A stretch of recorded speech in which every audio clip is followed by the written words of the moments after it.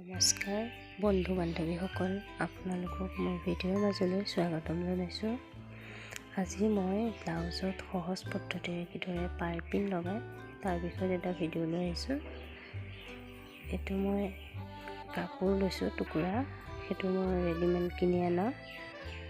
এনেকৈ টুকুৰাবোৰ লৈ ল'ব।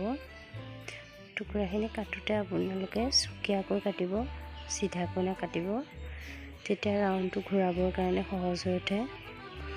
এই ধৰণে মই মেচিনত এডজাষ্ট কৰি লৈছোঁ আৰু অলপ ঠাই ৰাখি এই ধৰণে চিলাই কৰি গৈছোঁ। আপোনালোকে এনেধৰণে চিলাই কৰি ল'ব।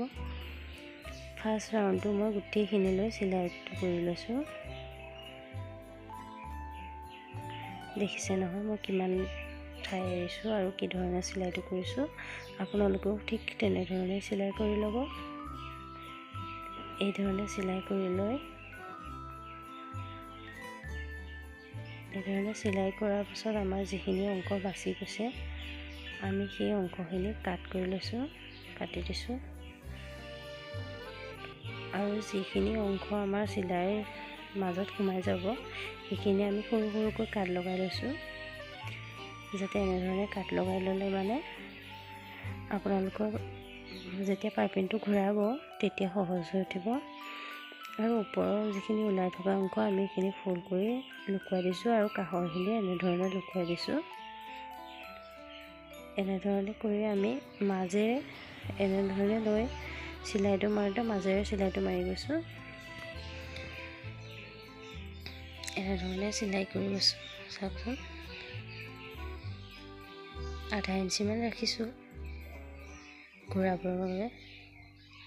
সিমানখিনি অংশ এনেধৰণে চিলনি কৰি লৈছোঁ আৰু বাকী যিখিনি শেষত থাকে সেইখিনিও আমি এনেধৰণে ফোল্ড কৰি লৈছোঁ আৰু কাষৰখিনিও লুকুৱাই দিছোঁ যাতে দেখিবলৈ ধুনীয়া হয়, ফিনিচিংটো আহে। এনেধৰণে ল'ব। আৰু এতিয়া আমি কাটি লোৱাৰ পিছত যিখিনি অংশ বাঢ়ি গৈছে, চিলাইটোৰ পৰা কাষলৈ যিখিনি অংশ বাঢ়ি আছে সেই অংশখিনি কাটি পেলাম। তেতিয়া ভিতৰৰ যিটো পাইপিং থাকিব সেইটো দেখিবলৈ নিমজ হ'ব আৰু এনেধৰণে কটাবোৰ ওলাই নাথাকে। আৰু এতিয়া আমি মেইন পাইপিংটোত বনাম। মেইন পাইপিংটোৰ বাবে আমি অকণমান ঠাই ওলাই থকাকৈ লৈছোঁ যাতে জিলিকি থাকে। ইয়াত সূতা দিয়া নাই, তথাপিও কিন্তু ই টাইটেই হয় আৰু সূতা দিয়াৰ দৰে হয়।